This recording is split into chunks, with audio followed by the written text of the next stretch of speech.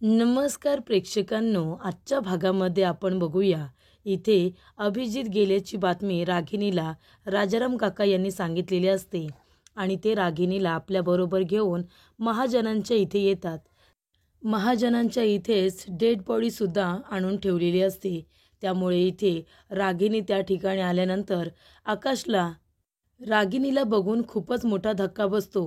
कारण आता रागिणी कशी रिॲक्ट करते काय माहिती, असं आकाश आणि भूमी या दोघांना सुद्धा वाटत असतं. कारण फक्त अभिजित हा असा मुलगा असतो जो रागिणीचं सगळं ऐकत असतो. रागिणीच्या प्रत्येक प्लॅनमध्ये तिला साथ देत असतो आणि तोच मुलगा आता या जगात नाही आहे ही बातमी रागिणीला कळल्यानंतर तिच्या पायाखालची जमीन ही सरकलेली असते. त्याच्यानंतरला रागिणी त्या ठिकाणी येते.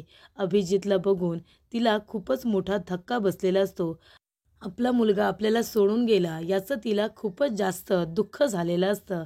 तर इथे प्रेक्षकांनो, आता राजाराम काका यांना कितीही रागिणीचं आणि अभिजितचं बोलणं किंवा त्यांचं वागणं पटत नसलं तरीसुद्धा एक बाप म्हणून, एक नवरा म्हणून ते नेहमीच रागिणीच्या आणि अभिजितच्या बरोबर असतात. तर इकडे ज्या वेळेला रागिणीला गरज आहे त्यावेळेला ते स्वतः जाऊन रागिणीला आता अभिजित जवळ घेऊन आलेले असतात. तेव्हा इथे रागिणी अभिजितला बघते तेव्हा तिला खूपच जास्त इथे आता धक्का बसतो. तिला अभिजितला त्या अवस्थेत बघवतच नाही. ती खूप जास्त रडत असते. ती म्हणत असते, अभिजित काय झालं रे हे? आणि ती म्हणते की तू तर माझा आज्ञाधारी मुलगा होतास ना, जे मी बोलायचे ते माझं सगळं ऐकायचास. मग आता मला सोडून तू कसा काय गेलास? अरे तू एकटाच असा होतास ना जो माझ्या बरोबर होतास, माझी साथ द्यायचास, माझी काळजीसुद्धा घ्यायचास. हो ना अभिजित, मग आता तू मला सोडून कसा काय गेलास? तेव्हा इकडे पौर्णिमासुद्धा खूपच जास्त रडत असते. कारण पौर्णिमा आणि अभिजित दोघेजण असे असतात जे रागिणीच्या कट कारस्थानामध्ये तिची साथ देत असतात.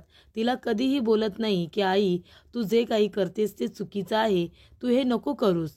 तरीसुद्धा इकडे रागिणी तिच्या मनाला वाटतं तसं करत आलेली असते आणि उलट इथे अभिजित आणि पौर्णिमा तिला नेहमी साथ देत असतात, तिला सपोर्ट करत असतात. आणि यावेळेला रागिणी म्हणत असते की तू तर माझा राजबिंडा मुलगा होतास ना, मग आता असा का दिसतोयस? काय अवस्था झाली आहे तुझी? का सोडून गेलास मला? मला बघवत नाही आहे तुझी ही अवस्था. माझी परवानगी न घेता मला सोडून गेलास, मला एकटीला सोडून गेलास. तेव्हा ती म्हणत असते, अहो बघा ना, बघा ना, आपला मुलगा शांत झाला एकदम, काहीच बोलत नाही आहे. तेव्हा राजाराम काका म्हणत असतात की रागिणी, हे बघ, आपल्याला कितीही मान्य नसेल तरीसुद्धा हेच सत्य आहे की आपला अभिजित आपल्याला सोडून गेलाय. किती वेळा समजावून सांगितलं त्याला, पण तरीसुद्धा त्याने माझं कधीही ऐकलेलं नाही आहे. तेव्हा इकडे आता आकाशला सुद्धा या गोष्टीचं वाईट वाटत असतं की अभिजित सगळ्यांना सोडून निघून गेलाय. पण आकाश तरी काय करणार होता? अभिजित आणि रागिणी या दोघांनी अजिबात एकसुद्धा आता जागा सोडलेली नसते. जेव्हा त्या दोघांनी मिळून इथे आकाश आणि भूमीच्या विरोधात कट कारस्थानं रचलेली नसतात, त्या दोघांना मारण्यासाठी किती प्लॅन्स केलेले असतात, किती प्रयत्न केलेले असतात. रागिणी आता आपल्या मुलासाठी इतकी रडते, पण तिने इथे आकाश हा तिच्यावरती मुलांपेक्षाही जास्त प्रेम करत होता, तिच्यावरती विश्वास करत होता. अशा आकाशला तिने किती वेळा तरी मारण्यासाठी गुंड पाठवलेले असतात, त्याला मारण्यासाठी इथे खूप जास्त तिने प्लॅन केलेले असतात. आणि तो आकाश आता स्वतःला वाचवण्यासाठी अभिजित बरोबर दोन हात करतो. आणि जेव्हा अभिजित आकाशला धक्का देण्याचा प्रयत्न करतो आणि त्याच्यामध्ये स्वतःचा जीव जातो, तर या ठिकाणी आता रागिणी आकाशला गुन्हेगार समजत असते. आकाशकडे रागाने बघत असते. जेव्हा आकाश तिला हात जोडून तिची माफी मागत असतो आणि तिला म्हणत असतो की इथे माझं अजिबात म्हणणं नव्हतं की माझी इच्छा नव्हती की अभिजितची ही अवस्था व्हावी. अभिजित स्वतःच मला मारायला आला होता, आमच्यामध्ये हातापायी झाली आणि त्याच्यामध्ये इथे अभिजितचा जीव गेलाय. पण नकळतपणे का होईना, पण अभिजितच्या इथे मृत्यूला मी जबाबदार आहे, असं आकाश म्हणतो. तेव्हा तू मला माफ कर. तर इथे सुद्धा प्रेक्षकांनो बघाल तर रागिणी आकाशकडे खूपच जास्त रागाने बघते. पण जेव्हा आकाश आणि भूमी दोघेजण एका हॉटेलवरती गेलेले असतात 4-5 दिवसांसाठी छान राहायला, एन्जॉय करायला, तेव्हा हीच रागिणी अभिजित बरोबर गेलेली असते आकाशला आणि भूमीला मारण्यासाठी. तेव्हा इथे रागिणीला त्या वेळेला एक कळत नाही की आकाशसुद्धा आपल्या मुलासारखाच आहे, त्याला आपण का मारतोय. तेव्हा तर ती अभिजितला स्वतःच्या मुलाला तिथे सोडून राजाराम काकांना बघितल्यानंतर लगेचच पळून जाते, लपून बसते आणि अभिजितला एकट्यालाच तिथे उभे करते. तेव्हा ती विचार करत नाही की आता अभिजितला तरी आतमध्ये घेऊन येऊया, त्याला सांगूया की बाबा रे, आता तुझे वडील इथे आलेत, त्यांना नको मारू म्हणून. पण ती असं काही करत नाही. त्यानंतरला इथे पोलीससुद्धा आलेले असतात. तेव्हा अथर्व म्हणतो की पोलिसांना कुणी बोलावले. तेव्हा आकाश म्हणतो की पोलिसांना मीच बोलावले. तेव्हा भूमी म्हणते, का आकाश, तू पोलिसांना का बोलवलेस? हे बघ, तू काही केलेलं नाही आहेस, हा गुन्हा नाही आहे. तू स्वतःला वाचवण्यासाठी प्रयत्न करत होतास. आपण गेलो नव्हतो अभिजितला मारायला, अभिजित आपल्याला मारायला आला होता. त्याने आधी सुरुवात केली होती, कळलं ना. तेव्हा तुला हा गुन्हा स्वतःवरती घ्यायची अजिबातच गरज नाही आहे, कारण या सगळ्यामध्ये तुझी काही चुकी नाही आहे आकाश. तेव्हा इथे आता इन्स्पेक्टर साहेब आलेले असतात आणि ते म्हणतात की तरीसुद्धा भूमी मॅडम, अपघात जरी असेल ना तरीसुद्धा ही गोष्ट आम्हालाच कव्हर करावी लागते. तेव्हा आकाश म्हणत असतो की भूमी, मला माहिती आहे मी गुन्हेगार नाहीच आहे, कारण का मी अभिजितला मारायला गेलोच नव्हतो. अभिजित बंदूक घेऊन आला होता मला मारायला.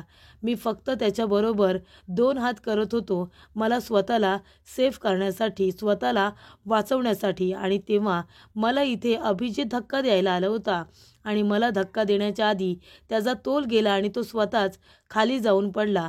मी तर फक्त मला स्वतःला वाचवण्याचा प्रयत्न केला होता, पण तरीसुद्धा मी गुन्हेगार आहे. न कळतपणे का होईना माझ्या हातून गुन्हा घडलाय.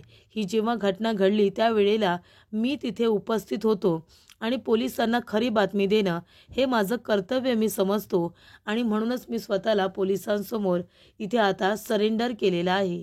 तू काळजी करू नको भूमी, मी गुन्हेगार नाही आहे, मला शिक्षा नाही होणार. पण सत्य काय आहे ते पोलिसांना सांगणं एक जबाबदार नागरिक म्हणून माझं कर्तव्य आहेच ना. त्यावेळेला जे काही घडलं अभिजित आणि माझ्यामध्ये घडलं, त्यामुळे सत्य हे पोलिसांना सांगणं मी माझं कर्तव्य समजतो. तेव्हा भूमी म्हणते, आकाश, अरे तू सगळं सांग ना, कोण नाही म्हणतंय, पण तुझ्या विरोधात गुन्हा का दाखल होतोय? तू गुन्हेगार नाही आहेस आकाश. अरे आपण तर दोघंजणं छान एन्जॉय करायला गेलो होतो ना, छान आपण 4 दिवस एकत्र राहायला गेलो होतो. अभिजित त्या ठिकाणी आला होता आपल्याला त्रास द्यायला. हे बघा गायकवाड साहेब, मी तुम्हाला खरं सांगते, या सगळ्यामध्ये आकाशची काहीसुद्धा चुकी नाही आहे. तुम्ही प्लीज त्याला अरेस्ट करू नका. अहो आम्ही दोघेजणं सोबतच होतो. अभिजित कारण नसताना इथे आकाशला गोळी मारत होता, त्याने गोळी चालवली सुद्धा होती. हवं तर तुम्ही राजाराम काकांना विचारा, ती गोळी आकाशला लागली होती, पण त्याच्या गळ्यामध्ये लॉकेट होतं म्हणून तो वाचला. या सगळ्यामध्ये अभिजितची चुकी आहे, आकाशची नाही. तुम्ही प्लीज त्याला अरेस्ट नका करू. गायकवाड सर म्हणतात, हे बघा भूमी मॅडम, तुम्ही काळजी करू नका. जर इथे आकाश महाजन निर्दोष असतील तर त्यांना शिक्षा होणार नाही, पण चौकशीसाठी आम्ही त्यांना आता घेऊन जातोय आणि आम्हाला प्लीज आमचं काम करू द्या. तुम्ही आमच्या कामामध्ये अडथळा निर्माण करू नका. तेव्हा इथे गायकवाड सरांनी भूमीला सांगितलेलं असतं की जर ते गुन्हेगार नसतील तर त्यांना शिक्षा नाही होणार, पण चौकशीसाठी तर मी त्यांना घेऊन जाणारच. तेव्हा इथे आता गायकवाड साहेब आकाशला अरेस्ट करून घेऊन गेलेले असतात आणि तेव्हा त्या ठिकाणी निलंबरीसुद्धा येते. निलंबरी आल्यानंतर अभिजितची अवस्था बघून ती सुद्धा खूप जास्त रडायला लागते आणि त्यानंतरला आपल्या मुलीला पौर्णिमाला मिठी मारून खूप जास्त रडत असते. ती म्हणत असते की पौर्णिमा, अगं हे सगळं काय घडलं गं, तुझा संसारच उद्ध्वस्त झाला. त्यानंतरला इकडे पौर्णिमेला निलांबरी आता तिथेच ठेवते आणि धावत पळत आता भूमीकडे जाते. भूमीला म्हणत असते, काय गं हे काय केलंस तू? बहीण आहेस की कैदाशीण आहेस? अगं कोण आहेस, कोण तू? नागिन आहेस का जी बहिणीच्या संसाराला डसलीस? अगं हे तू चांगलं केलं नाही आहेस भूमी. नेहमी तू फक्त पौर्णिमेचा राग करत आली आहेस, दुस्वास करत आली आहेस. अगं बहीण म्हणजे काय असतं? मोठी बहीण म्हणजे आईच्या जागी असते ना. जर आई नसेल तर मोठी बहीण ही आपल्या बहिणींचे लाड करते, त्यांना समजून घेते. आणि तू काय केलंस? तू तर इथे तुझ्या बहिणीचाच संसार उद्ध्वस्त केलास. का केलंस तू असं, का केलंस? आणि इथे निलंबरी तिचे हात पकडून तिला आता पूर्णपणे खेचत असते. तेव्हा इकडे मानसी म्हणते, अगं आई सोड ताईला. तेव्हा इकडे निलंबरी म्हणते, का गं, तुला थोडंसं पकडलं तर तुला इतका त्रास झाला? हे दुखणं तुला खूप जरा जास्त वाटतंय का? आणि माझ्या लेकीकडे बघ, बघ माझ्या पौर्णिमेकडे, तू तिची काय अवस्था करून ठेवली आहेस. अगं तिच्या नवऱ्याला मारून टाकलंस तू. तिला किती दुःख झालं असेल. तिला झालेलं दुःख तुला इकडे समजतंय का? नाही गं, तुला नाही कळणार. कारण ते दुःख तुझ्या वाट्याला आलं नाही ना. ते दुःख माझ्या पौर्णिमेच्या वाट्याला आलं. नेहमीच तू माझ्या मुलीचा दुस्वास करत आली आहेस, तिचा रागराग करत आली आहेस. तेव्हा भूमी म्हणत असते, नाही आई, तुला वाटते असं काही नाही आहे अगं. आकाशने काहीसुद्धा केलेलं नाही आहे. अभिजित आला होता आकाशला मारायला, तुला माहिती आहे का? तेव्हा नीलांबरी म्हणते, बास झालं गं, बास झालं. गप्प बस. तोंडातून आहे ना एक शब्दसुद्धा काढू नकोस, कळलं ना? मला तुझं काही म्हणणं ऐकायचं नाही आहे. तू आणि तुझा नवरा दोघेही तसेच आहात. तूच यांना घरातून बाहेर काढलं होतंस ना, बरोबर ना? या घराची मालकीण म्हणून तू यांचा किती रागराग आणि तिरस्कार केला आहेस हे मला सगळं बरोबर माहिती आहे. भूमी म्हणते, नाही आई, मी खरंच काही केलेलं नाही आहे. या सगळ्यात आमची खरंच काही चुकी नाही आहे. अभिजितच तिथे आले होते आकाशला मारण्यासाठी. तेव्हा नीलांबरी म्हणते, गप्प बस, काही बोलू नकोस. अगं, मोठी बहीण म्हणजे लहान भावंडांना समजून घेत असते, पण तू तसं काही केलं नाहीस. तू काय केलेस गं माझ्या पौर्णिमेसाठी? फक्त तिचा राग केलास. तिला कधीच समजून नाही घेतलंस तू. तिच्यासाठी काही नाही केलंस. पण आता एक गोष्ट लक्षात ठेव भूमी, एका आईचा तुला श्राप आहे. एका आईचा तुला तळतळाट आहे. तू माझ्या मुलीची ही जी काही अवस्था करून ठेवली आहेस ना, तिचा संसार उद्ध्वस्त करून ठेवला आहेस ना, तर तुला एका आईचा तळतळाट लागेल की तुझासुद्धा संसार उद्ध्वस्त होईल बघच तू. तुझ्याकडे सुद्धा काहीच राहणार नाही. हा एका आईने दिलेला तुला श्राप आहे. कधीच चांगलं होणार नाही तुझं, कधीच चांगलं होणार नाही आहे. तेव्हा इकडे नीलांबरी म्हणत असते की तळतळाट लागेल तुला, तळतळाट. तुझं अजिबात चांगलं होणार नाही बघच तू. तुझ्या वाट्याला सुद्धा, माझ्या मुलीच्या वाट्याला जे दुःख आलंय ना, ते तुझ्या वाट्याला सुद्धा येईल आणि तळतळाट लागेल तुला. तुझं कधीच चांगलं होणार नाही, असं नीलांबरी भूमीला म्हणत असते. भूमीला या गोष्टीचं खूपच जास्त वाईट वाटतं. मानसी म्हणत असते, अगं आई, हे काय बोलतेस तू? याच्यामध्ये ताईची काय चुकी? तेव्हा नीलांबरी म्हणत असते, अगं तिचीच चुकी आहे. तिनेच तर हे सगळं घडून आणलंय ना. तेव्हा भूमी म्हणते, आई, तुझा खूप मोठा गैरसमज झाला आहे. मी खरंच सांगते, आमची काहीही चुकी नाही आहे गं. आम्ही खरंच काही नाही केले. आकाशची या सगळ्यामध्ये खरंच काही चुकी नाही आहे. तरीसुद्धा नीलांबरीने तिला तळतळाट दिलेला असतो, श्राप दिलेला असतो. आणि हेच आता आजीला अजिबात सहन होत नाही. आजी म्हणत असते की नीलांबरी ताई, आणि आजीला चक्कर येते. तेव्हा इथे राजाराम काका म्हणत असतात, अथर्व, मानसी, तुम्ही दोघेजण एक काम करा. आईंना घेऊन तुम्ही आता वरती जा. त्यांची तब्येत बिघडलेली आहे. तेव्हा इकडे आता भूमीला या गोष्टीचं वाईट वाटत असतं की या सगळ्यामध्ये चुकी तर अभिजितची आहे. कारण अभिजित त्या ठिकाणी गेला होता भूमी आणि आकाशला मारण्यासाठी. पण इथे का म्हणून अभिजितचा जीव गेलाय म्हणून सगळेजण फक्त भूमी आणि आकाशला चुकीचं समजतायत. तेव्हा इथे राजाराम काका ही फक्त अशी व्यक्ती असते जी भूमीच्या बाजूने असते. राजाराम काका येतात आणि भूमीला म्हणत असतात की भूमी, आता इथे रडत बसायचं नाही. आपल्याला पोलीस स्टेशनला जायचं आहे. आपल्याला आता आकाशकडे सुद्धा जावं लागणार आहे. तेव्हा इथे भूमी म्हणते, बरोबर बोलताय तुम्ही, चला काका, आपण निघूया. तेव्हा इथे आता अभिजितला शेवटचं राजाराम काका बघतात. त्याच्यावरून आपला प्रेमाने हात फिरवतात आणि सरळ तिथून निघून जातात. कारण राजाराम काकांना माहिती असतं की चुकी ही अभिजित आणि रागिनी या दोघांचीच आहे. त्या दोघांना किती वेळा समजावलं तरीसुद्धा त्यांनी काही ऐकलं नाही. त्यानंतरला इथे हवालदार आलेले असतात आकाशचं स्टेटमेंट घेऊन. आकाशचं स्टेटमेंट आणल्यानंतर गायकवाड सर म्हणतात की ठीक आहे, तुम्ही एक काम करा, FIR आता नोंदवायला सुरुवात करा. त्याच्यामुळे इथे आता FIR होणार असतो आणि तेवढ्यातच तिथे भूमी आलेली असते. भूमी म्हणत असते की गायकवाड साहेब, आकाश कुठे आहे? हे बघा, आकाशने खरंच काही नाही केले. तिथे अभिजित स्वतः आले होते आकाशला मारायला. जे काही झालंय ते इथे सेल्फ डिफेन्समध्ये झाले. आकाशने फक्त स्वतःला वाचवण्याचा प्रयत्न केला, इतकंच. मग याच्यामध्ये जर हातापायीमध्ये आणि अभिजितच्या चुकीमुळे त्याचा जीव गेलाय, तर तुम्ही इथे आकाशला अरेस्ट का करून ठेवलेत? मला खरंच कळत नाही आहे. तुम्ही प्लीज आकाशला सोडा. तो इमोशनल होऊन सगळा ब्लेम तो स्वतःवरती घेतोय. त्याची स्वतःची चुकी असं तो म्हणतोय. पण मी खरंच सांगते तुम्हाला, आकाश कधीच कुणाचा जीव नाही घेऊ शकत. तो कधी कुणाला मारू नाही शकत. जे काही झाले ते चुकून झाले.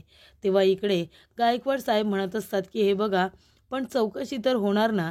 म्हणजे आता त्यांनी स्वतः सांगितले की हे सगळं त्यांच्या हातून घडलंय, मग आता चौकशी तर होणार आणि त्यांना कस्टडीमध्ये ठेवले आम्ही. तेव्हा राजाराम काका म्हणतात, पण खरं सांगतोय आकाशची या सगळ्यामध्ये चुकी नाही आहे. आकाशला जेलमध्ये राहू नये म्हणून आम्ही काय करावं? तेव्हा गायकवाड साहेब म्हणतात की तुम्ही त्यांच्या जामिनासाठी प्रयत्न करा, जामिनावरती सोडून त्यांना घेऊन जा. त्यानंतर इथे रागिनी येते. रागिनी आल्यानंतर इथे आता भूमी आणि राजाराम काका दोघेही टेन्शनमध्ये येतात. रागिनी आता रागाच्या भरामध्ये काय बोलते काय माहिती. त्यानंतरला रागिनी म्हणत असते की हे बघा गायकवाड साहेब, माझ्या मुलाचा जीव गेलाय आणि त्याला सर्वस्वी जबाबदार आकाश महाजनच आहे. माझ्या मुलाचा त्याने जीव घेतलाय, त्याच्यामुळे माझा मुलगा आज आमच्यापासून दूर झालेला आहे. तर इकडे मी सगळं असं बोलायला आली आहे असं तुम्हाला वाटलं असेल ना.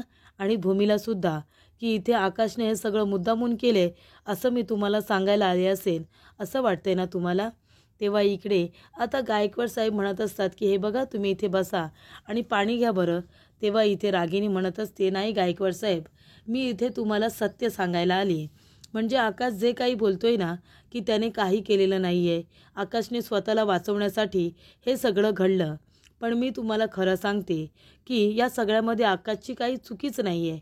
कारण आकाश आणि भूमी दोघेजणं बाहेर गेले होते. पण जेव्हापासून मी घरातून बाहेर पडले, मला घरातून बाहेर काढलं होतं आणि मी चाळीत राहत होते, तेव्हा चाळकरी माझ्याबरोबर खूप जास्त वाईट वागले होते. आणि अभिजित आता माझा मुलगा आहे. आपल्या आईला होणारा त्रास, आपल्या आईचा होणारा अपमान त्याला सहन झाला नाही आणि तेव्हापासून त्याच्या मनामध्ये राग होता आणि त्याला असं वाटत असतं की हे सगळं जे काही घडतंय ते आकाशमुळे घडतंय. आकाशमुळे आज आमची ही अवस्था आहे असं त्याला वाटत होतं आणि कुठे ना कुठेतरी त्याच्या मनामध्ये आकाशबद्दल खूपच जास्त राग होता. तो सारखा मला म्हणायचा की आई, हे सगळं जे काही घडतंय ना हे आकाशमुळे घडतंय.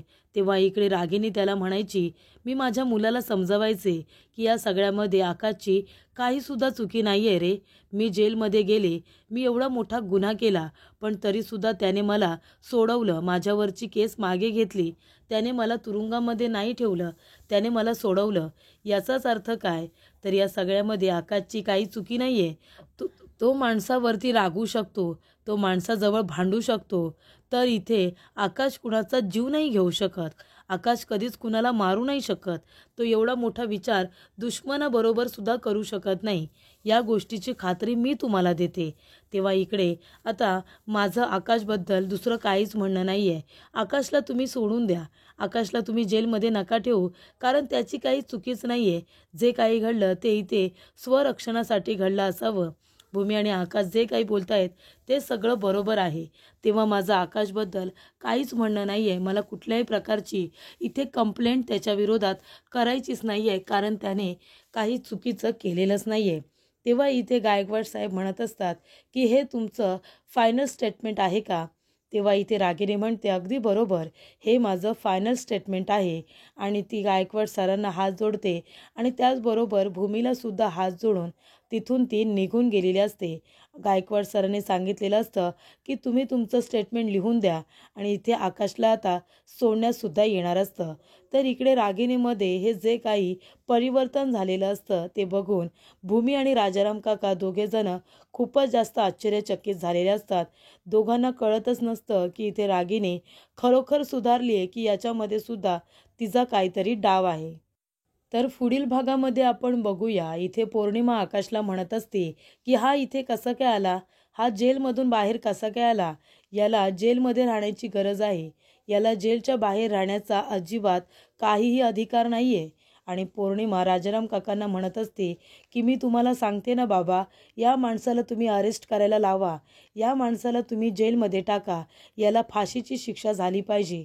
तेव्हा इथे भूमी आता खूपच जास्त रागवते आणि म्हणते, बास झालं पौर्णिमा, खरंच आता बास झालं. आकाशची या सगळ्यामध्ये काही चुकी नाही आहे. अभिजित आला होता आकाशला मारायला, अभिजितने आकाशवरती गोळी चालवली होती. हवं तर तू विचार राजाराम काकांना. आणि त्यानंतरला आकाश त्याला थांबवण्यासाठीच गेला होता, त्याला जाब विचारायला गेला होता.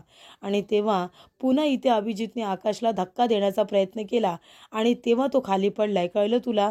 तेव्हा इथे पौर्णिमा म्हणत असते, गप्प बस ग तू, नवऱ्याची बाजू घेऊन मला बोलू नकोस.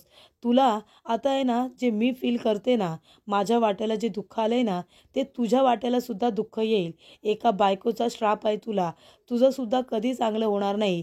तुझा संसारसुद्धा सुखाचा होणार नाही. आज जे दुःख मी भोगते ना, ते दुःख तुलासुद्धा भोगायला येईल. तूसुद्धा विधवा होशील. तुझ्यासुद्धा कपाळाचं कुंकू कोणीतरी हिरावून घेईल, असं पौर्णिमा आता भूमीला म्हणत असते. तर इकडे आता पौर्णिमाने आणि त्याचबरोबर नीलांबरी दोघींनी मिळून इथे भूमीला श्राप दिलेला असतो, तिला तळतळाट दिलेला असतो. या सगळ्यामध्ये भूमी आणि आकाश यांची काही चुकीसुद्धा नसते. चुकी असते ती अभिजितची, रागिणीची, नीलांबरीची, पौर्णिमेची. पण तरीसुद्धा श्राप हा भूमीला देण्यात आलेला असतो.